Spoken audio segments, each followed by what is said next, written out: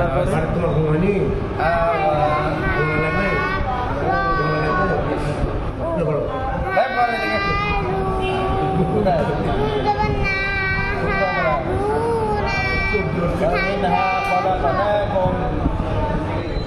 পরে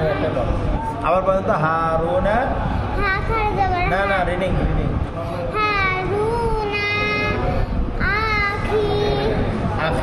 আখি হ্যাঁ টান হবে না আখি